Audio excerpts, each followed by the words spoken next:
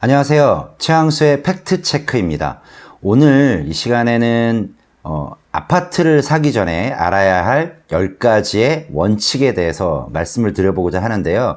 우리가 이제 아파트라고 얘기한다면 기본적으로 많은 분들이 알고 계실 거예요. 그런데 아파트를 살 때 생각보다 우리가 조금 소홀히 하거나 뭔가 빠뜨리는 것들 분명히 있을 수가 있는 거잖아요. 그런 부분에 대해서 한번 이야기를 해볼 건데요. 먼저 1번부터 10번까지 이야기를 하기 전에 영차시에 해당하는 것들이 있을 수가 있어요. 그게 뭐냐면 바로 아파트를 살 때 영차시는 컴퓨터 사는 것보다 못한 아파트의 매수 습관, 이런 것들을 좀 해보고자 합니다. 뭐냐면 이런 거죠. 우리가 이제 아파트를 살 때 보면 또는 컴퓨터를 살 때 보면 똑같이 같은 재화를 사는 거랑 똑같잖아요. 그런데 생각보다는 컴퓨터는 한 100만 원에서 한 150만 원 정도면은 그냥 웬만한 괜찮은 어떤 그런 컴퓨터를 살 수가 있고, 아파트는 그보다 몇십 배 이런 경우가 많이 있잖아요. 그럼에도 불구하고 우리가 조금 생각을 좀 달리 하거나 실제 행동하는데 좀 다르게 행동하는 부분들이 분명히 있는 것 같아요. 예를 들면 컴퓨터 하나를 살 때 한번 생각을 해보세요. 예를 들어서 컴퓨터 살 때 먼저 CPU의 용량이라든가 이게 10세대냐 8세대냐 아니면 7세대냐 이런 어떤 CPU의 용량 같은 거 따질 거고, 듀얼 코어가 가능한 거냐 아니냐 이런 것들 따지고요. 그 다음에 램의 용량이라든가 이런 것들 따지고, 그 다음에 하드디스크의 용량, 그래픽카드의 용량, 이런 것들 다 하나하나 다 체크를 한번 해보게 되고, 메인보드는 호환성이 있느냐 없느냐, 잘 구동이 되는 그런 조합이냐, 이런 것들 많이 생각을 하시잖아요. 그렇고 또 그것뿐만 아니라 거기에다가 가격 비교를 엄청나게 많이 해보죠. 너나와 아니면은 큐팡 이런 어떤 곳에서 많이 비교도 해보고, 금액이라든가 이런 걸 다 따져보기도 하고, 심지어는 부품별로도 이런 것들 다 따져볼 수 있는데, 이런 100만 원짜리 100 몇십만 원짜리 사는 어떤 컴퓨터보다도 더 못한 기준으로 아파트를 사는 분들이 많이 있다라는 것들을 주변에 많이 보게 됩니다. 왜 샀니? 라고 물어보면 이런저런 얘기 듣고 샀어. 그 다음에 대충 마음에 들어 샀어. 이렇게 얘기하는데, 그것이 굉장히 직관적이고 나름대로의 사변적인 어떤 주관적인 판단이긴 하지만 그다지 그런 것들이 합리적이 않은 것들도, 심지어 100만 원짜리 컴퓨터 사는 것보다도 덜 따져보고 사는 경우도 상당히 왕왕 있어 왔다. 이런 부분들을 한번 오늘은 체크를 한번 해보면서 우리가 이 편을 한번 얘기를 해볼까 합니다. 그래서 컴퓨터보다는 아파트 사는 게 훨씬 더 신중하고 따져볼 것도 많고 생각해보고 고민할 것도 많지 않겠냐라는 전제하에 말씀을 드려볼 건데요. 굉장히 기초적이고 그런 내용이긴 하겠지만 이런 내용들을 또 하나하나 짚어보면서 생각을 해보는 것도 좋겠다 생각을 합니다. 자, 시작하도록 하겠습니다. 먼저 제 1의 원칙 먼저 시작하도록 하겠습니다. 제 1의 원칙은요, 먼저 지역을 정해야 되잖아요. 그래서 이 지역을 정할 때 아무래도 지역적인 면에서 뭔가 내가 사는 아파트에 대해서 뭔가 오를 건지 떨어질 건지 이런 것도 생각할 때 아무래도 가격적인 면에서 상승기에 탄력적이고, 설령 내가 선택을 해서 아파트를 샀다 하더라도 가격이 조정받거나 떨어질 수도 있잖아요. 떨어진다 하더라도 조금은 다른 아파트보다는 덜 떨어졌으면 하는 것들이 인간의 본성이다라고 생각을 한다면, 이런 것들을 시행착오하지 않기 위해선 반드시 체크해야 될 것이 있는데, 지역적인 면에서는요, 먼저 그 지역이 예를 들어서 성장하는 지역인지 아니면은 쇠퇴하는 지역인지 이런 것들도 한번 생각을 해보면 좋겠는데, 성장하는 것들에 대한 키워드는 뭔가 인구가 증가한다든가 또는 아니면 또 감소한다든가, 또 지역적 호재로 성장에 대한 것들을 한번 따져본다면 전철이 있다든가 마트가 있다든가 들어온다든가, 또 병원이 새로 생긴데 대형 대학병원이 들어온대, 아니면 공원이 생기는데 뭔가 인공적으로 지어지는 공원이래, 이런 것들도 생각해 볼 수가 있잖아요. 그런 것들이 있느냐 없느냐에 따라서 지역적으로는 상당히 뭔가 영향을 받을 수도 있겠다, 이런 말씀을 드려볼 수가 있고요. 또 하나, 제가 꼭 지역 선택을 할 때 염두에 두었으면 하는 그런 하나의 키워드가 있는데, 그것은 익숙한 것과의 결별을 잘 하셨으면 좋겠습니다. 익숙한 것과의 결별은 무슨 뜻이냐면 이런 거죠. 우리가 내가 잘 아는 동네가 실제로는 다른 지역보다도 제3자가 보기에는 그렇게 썩 좋은 지역, 발전 가능성이 있거나 앞으로 뭔가 좀 더 탄력이 있는 지역이 아님에도 불구하고 내가 살았던 동네, 내가 정들었던 동네니까 좀 다른 제3자의 입장보다는 좀 고평가해서 보는 경향이 좀 있어요. 이걸 보통 현상유지 바이어스다? 뭐 이런 어려운 얘기로 또 쓰기도 하는데요. 그런 경우가 있어서 오히려 내가 사는 데보다 다른 옆 동네라든가 내가 아예 모르는 동네가 더 좋은 동네 아니면은 또 가격적인 면에 상승 가치가 있음에도 불구하고 아예 내가 익숙하지 않으니까 무시를 해버리거나 별로 좋지 않다라고 생각하는 분들이 분명히 있을 수 있겠다라는 생각이 들고요. 반대로요. 오히려 내가 사는 동네, 익숙한 동네니까 내가 살던 동네 생각보다 난 다 알아.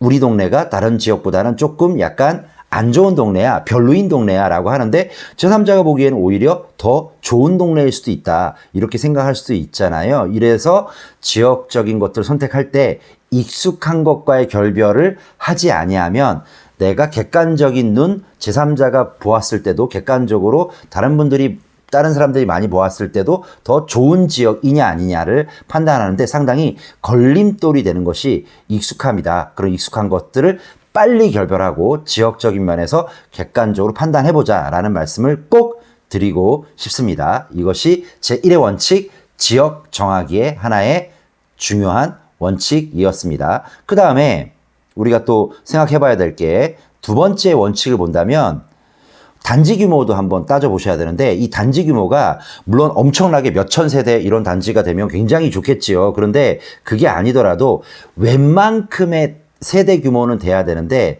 우리가 피해야 될 것들 중에 꼭 염두에 두셔야 될 게 나홀로 아파트 같은 경우에는 선택하지 않으셨으면 좋겠다라는 말씀을 꼭 드리고 싶어요. 왜냐하면 나홀로 아파트 같은 경우에는 내가 샀다, 올랐다, 팔고 싶다, 차익을 실현하고 싶다, 그런데 나홀로다, 세대수가 얼마 안 된다, 유동화가 되기 힘들다, 내놔도 잘 안 팔린다, 사람 보러 잘 안 온다, 이런 경우에 봉착할 수도 있거든요. 그렇다면 이러한 나홀로급 아파트들은 웬만해서는 선택하지 않는 게 좋겠다. 유동화하기 어려운 자산은 주식이든 부동산이든 똑같이 가치가 조금은 떨어지는 것이 사실이다. 가급적이면 나홀로 아파트 사지 마시란 말씀을 하고 싶은데 그럼 여기서 말하는 나홀로 아파트는 어느 정도 급이 나홀로 아파트냐라고 말씀드린다면 적어도 나홀로 아파트급이 아니려면요 200세대 이상은 돼야만 나홀로급은 아니다. 약간 단지 규모가 작다 하더라도 적어도 200세대는 넘기는 그러한 지역의 아파트를 선택하는 게 좋겠다 말씀을 드립니다. 단지 규모 말씀을 드렸고요. 그 다음에 세 번째 원칙 중에 하나는 뭐냐면 아무래도 그 아파트가 있는 위치적인 측면에서 본다면 지하철역으로부터 7분 거리 이내에 있는 그러한 지역에 선택을 했으면 좋겠다 말씀을 드리고 싶고요. 7분 이내다 그러면 실제로 도보거리로 따진다면 얼추 500m 안에는 들어와야 도보로 7분 안에 들어올 수가 있거든요. 그래서 이러한 지하철 7분 이내인 지역을 선택을 하셨으면 좋겠습니다. 제가 앞서 말씀드린 모든 것들도 다 오화 조건이 아니고 뭐뭐이거나 뭐뭐 또는이 아니라 and 조건이다. 뭐뭐이면서 모든 것들이 충족이 되었으면 바람직하겠다라고 말씀을 드리는 거예요. 그래서 이런 7분 이내 이러한 지역이었으면 좋겠다라고 말씀을 드리고 물론 7분이 아니라 8분은 안 됩니까? 9분은 안 됩니까? 10분은 안 됩니까? 11분, 12분은 안 됩니까? 예, 나쁘지 않습니다. 내가 실제 거주를 하면서 집값이 오르든 떨어지든 상관없이 나는 내가 살고 싶은 동네에 살겠다. 나는 내 선호대로 내 취향대로 살겠다. 라고 말씀드린다면 제가 별다르게 드릴 말씀이 없습니다만 그래도 훌륭한 어떤 그러한 금전적 가치, 교환 가치, 사용 가치뿐만 아니라 교환 가치 원하신다면 이러한 원칙들을 end 조건으로 지키셨으면 좋겠다 말씀을 꼭 드리고 싶습니다. 요즘에 대중교통이라고 하면 차량으로 이용하는 거 택시라든가 버스도 있지만 당연히 약속 시간을 늦지 않는데 칼같이 지켜줄 수 있는 지하철이 어딘가에는 우리 집 근처에 있으면 좋겠다라는 생각 꼭 하시잖아요. 그래서 가급적이면 지하철이다 라고 한다면 7분 이내 도보거리로 500m. 근데 이 7분하고 10분 거리가 불과 3분밖에 차이가 나지 않고 도보거리로 따진다면 100m, 150m 밖에 차이가 나지 않는다 하더라도 실제로 주택 가격에 미치는 영향은 굉장히 지대한 측면들이 있다는 거 잊지 마시고 이 원칙을 잘 지키셨으면 좋겠습니다. 세 번째, 지하철 7분 이내 거리인 지역을 선택하자라고 말씀을 드리고 싶습니다. 네 번째는요. 네 번째 하나의 코드는 뭐냐면 대지지분인데요. 만약에 지하철 7분 이내다, 그 다음에 지역적으로도 제3자가 보기에도 그 동네 발전하는 지역이야, 괜찮은 지역이야 라고 이야기를 한다라고 하더라도 동일한 조건의 어떤 A라는 단지와 B라는 단지가 두 가지가 있다. 그러면 둘 중에 내가 돈이 많으면 둘 다 사면 지켜보는 재미, 얘가 먼저 갈까, 나중에 갈까, 얘가 먼저 갈까, 얘가 나중에 갈까 생각할 수 있겠지만 그렇지 않은 경우도 있을 수가 있잖아요. 그러면 근데 보니까 똑같다. 가격도 똑같고 평형대도 똑같다. 단지 규모도 비슷하다. 그러면 둘 중에 어떤 것들이 더 비교 우위에 있고 괜찮은 것이냐라고 따져본다면 등기부등본을 떼어보셔요. 그래서 등기부등본을 떼었을 때 아파트 같은 경우는 집합건물 등기부등본이 한 장으로 토지 건물 일체로 해서 발급이 되거든요. 뭐 700원 정도만 주면 뭐 대법원 인터넷 사이트, 대법원 인터넷 등기 사이트에 가면 700원이면 열람용으로 발급이 가능한데 거기 봤을 때 맨 처음에 나오는 앞장이 나오는 게 갑구라고 해서 표제부가 나오는데 거기에는 그 아파트의 전체 면적이라든가 이름이라든가 몇 동 몇 호 이런 것들이 나오고요. 거기에는 전용 면적이 나와요. 그래서 건물 면적이 실평이 얼마이다. 그러면 그 아래쪽에 보면 그 전용 면적이 얼마인 그 몇 동 몇 호가 차지하고 있는 땅의 면적이 나옵니다. 그래서 전용 대지 지분이라고 얘기하는데 그 전용 대지 지분이 A 아파트는 똑같이 85제곱미터, B 아파트도 건물 면적 85제곱미터인데 토지 면적을 보니까 A 아파트는 대지 지분이 뭐 60제곱미터, B 아파트는 대지 지분이 뭐 50제곱미터. 그러면 당연히 A 아파트인 60제곱미터를 선택하는 게 우리가 지금 당장은 아니지만 언젠가 있을 수도 있는 그러한 효자 노릇을 할 수 있는 그러한 역할을 대지지분이 할 수 있으니 그런 것들도 따져봤을 때 둘 다 비슷한 조건이라면 당연히 대지지분이 한 뼘이라도 한 평이라도 1제곱미터라도 더 큰 아파트를 고른 것이 나중에 후회하지 않는 방법, 부가가치가 있는 방법, 추가적인 상승 여건이 있는 저평가된 그러한 측면이 있다는 거 알아두셨으면 좋겠습니다. 그리고 이것이 네 번째 대지지분이고요. 다섯 번째로는 용도 지역인데요. 살짝 어려운 개념일 수도 있습니다. 이 용도 지역은 뭐냐면 매매가라든가 단지 규모라든가 입지 조건, 그다음에 대지지분까지 등기부등본 띄워서 확인해 봤는데 똑같다 이거예요. 그러면 둘 중에, 셋 중에, 넷 중에 어떤 것들이 훨씬 더 좋은 것이냐라고, 어떤 것이 더 비교 우위에 있는 것이냐라고 판단을 한다면 아무래도 그 토지용 규제 정보 시스템이라는 인터넷 사이트가 있습니다. 거기에 들어가면 무료로 모든 것들을 조회를 할 수가 있거든요. 그러면 내가 비교하는 단지가 A, B다 아니면 A, B, C다. 그러면 그 아파트의 주소를 토지용 규제 정보 시스템에 들어가서 입력을 할 수 있게 되어 있거든요. 그러면 거기서 입력을 해보면 그 아파트가 그 토지용 규제 정보 시스템에 가면 각각 무슨 지역, 무슨 구역인지 나오게 되는데요.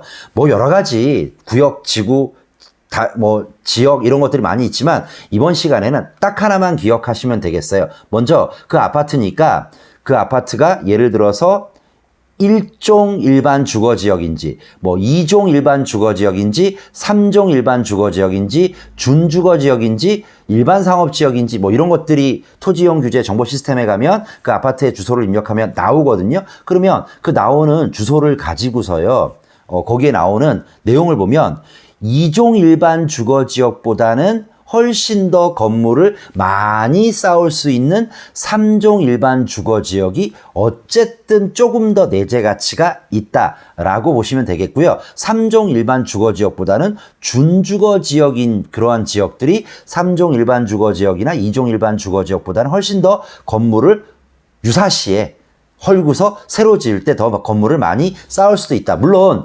주어져 있는 그러한 건물을 다 쌓을 수 있는 그러한 법상의 한도만큼 이미 다 실현한 그러한 지역이라고 하더라도 리모델링을 하더라도 리모델링이라는 게 아파트 인테리어를 얘기하는 것이 아니라 언젠가 리모델링에 대해서도 제가 언급을 해 드릴 시간이 있을 텐데요.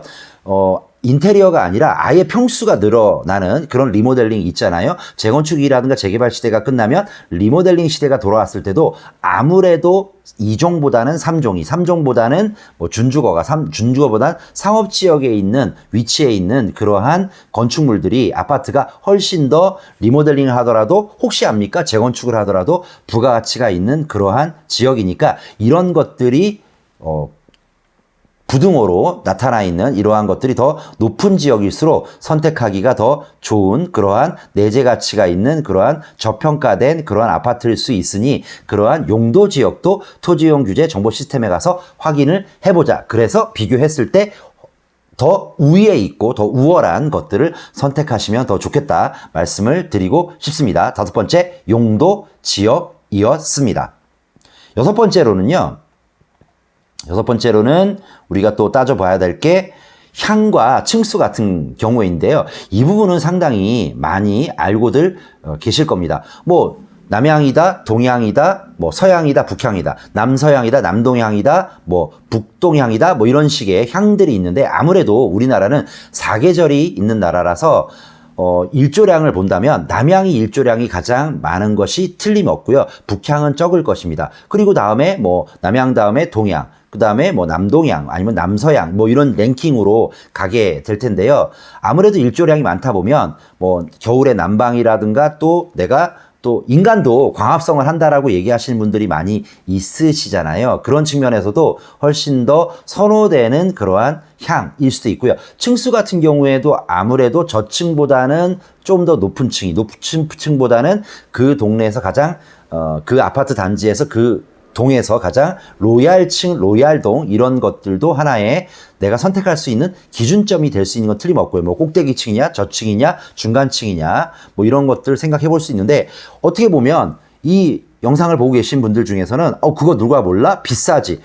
이게요. 희한한 게 비싼 만큼 나중에 가격이 올랐을 때도 실제로 조금 더 한 2천만 원, 3천만 원 차이로 내가 좀 향이라든가 동이라든가 또 층수라든가 이런 것들을 좀 낮은 그레이드로 선택했을 보다는 분명히 보람 있는 그 언젠가가 올 수가 있고요. 투자한 만큼 성과도 있는 것이 하나의 그런 것이고요. 또 하나 내가 급전이 필요했을 때 내가 집을 팔거나 했을 때도 아무래도 향이라든가 층수라든가 이런 것들이 더 좋은 그런 아파트들이 유동화하기에도 훨씬 좋다. 아파트도 역시 재화의 일종이라면 유동화하는 가치가 가격 상승의 가치와 거의 일치하는 경향이 있다는 것도 잊지 않으셨으면 좋겠습니다. 향과 층수도 한번 따져볼 수 있으면 따져보자 라고 말씀을 드리고 싶습니다. 자, 그 다음에요. 일곱 번째는 외벽 세대 같은 경우인데요. 이 부분은 잘 따지지 않는 분들도 상당히 많이 있는 것 같아요. 근데 이건 뭐냐면 우리가 뭐 108동이다 그러면 108동에 1라인, 2라인, 3호 라인, 4호 라인 이렇게 나눠져 있잖아요. 그런데 가운데 라인 말고요. 맨 끝에 라인들 있잖아요. 그러면 뭐 1라인이 맨 끝에다, 4라인이 맨 끝에다 이렇게 구성이 돼 있다. 그래서 1, 2호 라인 엘리베이터 같이 쓰고 3, 4호 라인 엘리베이터 같이 쓴다. 같은 층이다라고 하더라도 맨 끝에 외부의 벽을 접하고 있는 그러한 세대, 그러한 라인들이 가만히 보면 겨울에 찬 기운을 직접적으로 받아들일 것이고 여름에 뜨거운 기운을 직접적으로 복사열을 받아들이는 거라서 아무래도 여름에는 에어컨을 더 많이 틀 것이고 겨울에는 아무래도 난방비, 관리비가 훨씬 더 많이 나가는, 물론 이것이 그 차이가 그렇게 크지 않는다 하더라도 그 미세한 것들, 또 하나 내가 이러한 집을 가지고 있다가 내가 나중에 언젠가 매각을 할 때도 아주 까다롭고 현미경처럼 들여다보는 매수자 입장에서는 그런 것들까지 뭔가 들여다보는 그런 사람들도 있을 수가 있으니 이런 부분들도 선택이 가능하다면, 너무 차이가 많이 난다면 어쩔 수 없지만 선택이 가능하다면 이런 부분들까지도 해보았으면 좋겠다라는 말씀을 꼭 드리고 싶습니다. 외벽 세대냐 아니냐 이런 것들도 생각을 해볼 만한 하나의 가치다라고 볼 수가 있겠고요. 그 다음에 또 하나 여덟 번째는요. 1번부터 뭐 0번부터도 시작을 했었는데 1번부터 7번째까지 쫙 한번 다 고려를 해보니까 어떤 결론이 났는데 누가 몰라? 아니 1번부터 그런 것들이 더군다나 또는 이거나도 아니고 엔드 조건이라며 이면서라며. 그런데 그런 이면서를 다 따지다 보니까 너무 비싸잖아. 뭐 역세권 700m 아니면 500m 7분 이내 거리에다가 뭐 향 따지고 뭐 층 따지고 그리고 또 뭐 유동성 따지고 그리고 또 뭐 용도 구역 따지고 뭐 아니면 대지 지분 따지고 이렇게 다 했는데 그거 누가 몰라? 다 알아. 그런데 문제는 또 내가 또 살면서 아무래도 새 집이 좋잖아요. 이거 다 7번째까지 다 따졌다? 새 집이다. 답 없어요. 내가 뭔가 거주하면서 사용 가치가 있으면서도 교환 가치까지 바란다. 그런데 1번부터 7번까지 다 갖췄다. 그리고 새 거다. 그럼 너무 비싸잖아요. 새 거 돈 있으면 누가 못 사겠어요. 그럼에도 불구하고 우리는 뭐다? 뭔가 효율적인 어떤 투자의 효율을 극대화시키는 그러한 컨셉으로 아파트를 매매하고 매수하고자 싶다면 품질은 양보하자. 용서해 주자. 또 품질은 희생해도 되는 가치다.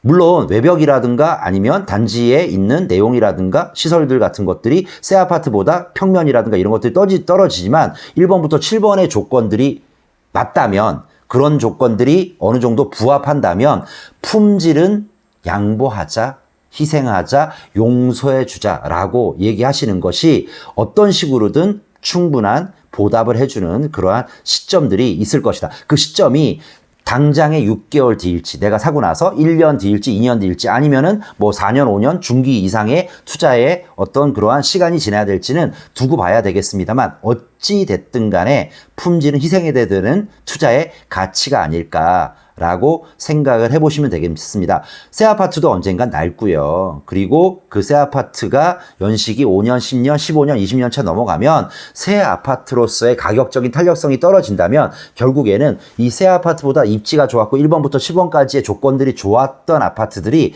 결국에는 그러한 시절이 되면 어느 정도는 더 반등을 하거나 그 가격대를 더 넘어가는 경우도 있다라고 이해하시면 좋을 것 같습니다. 그러면 내가 그런 새 아파트보다도 헌 아파트를 사서 내가 그러면 좀 불편하지 않느냐? 자, 안에 들어가서 깔끔하게 약간의 비용을 소요가 되어서 수리만 잘 하셔도 밖에는 또 큰 나무들이 많이 자라 있고 환경적인 면에서 녹지 공간이라든가 많을 가능성이 많으니까 안에 잘 수리하면 충분히 좋은 집으로서 내가 다리 뻗고 잘 자고 밥 먹고 가족들과 단란한 어떤 그런 생활을 보내고 반신욕도 하고 샤워도 하고 하면서 할 수 있는 여건이 아니겠는가 이런 생각을 한번 해보게 됩니다. 8번째, 품질은 용서하자 이렇게 말씀을 드리고 싶고요. 자, 9번째는요. 등기부가 나오는데요. 등기부는요. 2번을 발급을 하셔야 되는데 첫 번째는 이미 사기 전에 분석하는 시절부터 등기부를 발급을 해서요. 꼭 아셔야 될 게 계약서 쓰기 전에요. 그 등기부, 내가 사는 물건이 근저당인지 있는지 아니면 심각한데 압류라든가 가압류라든가 가처분이라든가 가등기라든가 뭐 또 매매 예약이라든가 이런 것들이 되어 있는지 예고 등기라든가 이런 것들이 있는지 꼭 따져보시기 바랍니다. 만약에 이런 것들이 있다면 이걸 어떻게 해결할 겁니까? 매도인님이라고 얘기를 물어봐서 이것들이 해결이 안 되면 난 이것을 구매하기가 어렵습니다. 잘못하면 이런 것들이 있다면 내가 잔금까지 치르고 등기를 한 뒤에 나의 권리 행사라든가 이런 것들이 어려워지거나 아예 권리 행사 자체가 불가능해지면 이런 일들이 있으면 안 되는 거 아니겠습니까? 그렇다면 이러한 등기부도 계약 전에 한번 확인을 해보고요. 그 다음에 잔금 치르면 내가 모든 어떤 매매 대금을 치르는 입장이잖아요. 그러면 잔금 치르면 그거 가지고 넘겨받은 등기권리증 갖고 등기부를 이전 등기를 해오면 되는데 그 전에 반드시 해야 될 게 계약했을 때 그러한 등기부상과 잔금 사이에 어떠한 변화라든가 뭔가 내가 꺼려질 만한 요소들이 등기부에 등재가 되어 있지 않는지 이런 것들 꼭 확인해 보시고, 물론 매매를 할 때 공인중개사 사무소라든가 이런 데에서 이런 부분들을 확인시켜주고 주의를 시켜주긴 하지만 그런 것들이 좀 약간 살짝 놓치는 경우라면 나라도 꼭 요청하거나 확인해보자 이런 말씀 꼭 드려보는데요. 이것이 결국에는 기본적인 근본적인 내용일 수도 있으니 권리상의 것들이 하자가 있다면 결코 그 아파트를 투자해서는 안 되는 것이다. 이것은 A부터 1번부터 7번, 8번까지의 문제가 아니라 아예 이것은 하냐 못하냐의 근원적인 문제가 될 수 있으니 이런 부분들은 꼭 좀 확인하자라는 말씀을 드리고 싶습니다. 자, 마지막으로 두구두구두구두 10번째 우리가 아파트를 사면서 사기 전에 꼭 생각해 봐야 되는 10가지의 원칙 중에 10번째는 어떤 원칙이라고 보다는요. 아니 근데 내가 그래 네가 얘기한 1번부터 9까지의 9번까지 원칙 잘 알았어. 0번에 있는 컴퓨터냐 주택이냐 구입할 때 신중하게 생각해보자. 따져볼 거 따져보자 라는 것은 알겠는데 이미 나는 아파트 갖고 있다. 내가 살고 있는 아파트 나는 별로 팔 생각도 없고 다른 데 이사 갈 생각도 없다.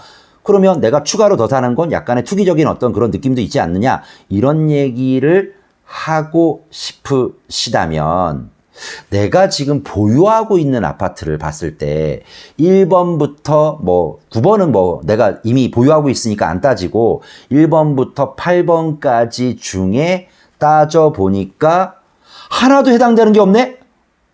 어우 머리 아파라. 어우 스트레스 받아. 아니 괜히 이 영상 괜히 봤어. 이런 분들도 있을 수 있고 그 다음에 따져보니까 1번부터 한 8번까지 중에 한 2개 정도만 속하고 나머지는 해당 사항이 없네? 라고 하는 것보다는 1번부터 따져봤을 때 4개 이상 겹침이 없고 3개만 겹친다, 2개만 겹친다, 하나만 겹친다, 하나도 없다 라고 하면 내가 지금 보유하고 있는 것이 단순한 사용가치로서 내가 살고 싶은 곳에서 산다면 제가 어떤 얘기를 해드릴 만한 그러한 것이 없지만 그런 부분에선 충분히 존중해드리고 싶지만 그렇지 않고 살면서 주거가치와 즉 사용가치와 교환가치, 사고 파는 데의 용이함이라든가 가격적인 면에서 업그레이드 되고 싶은 그러한 약간의 소박한 욕심까지 버무려져 있다면 4가지 이상 겹치지 않는다면 내가 보유하고 있는 그 아파트가 어쩌면 별로인 아파트일 수 있으니 갈아타기 위한 하나의 그러한 고민이라든가 처분을 하는 그러한 생각들도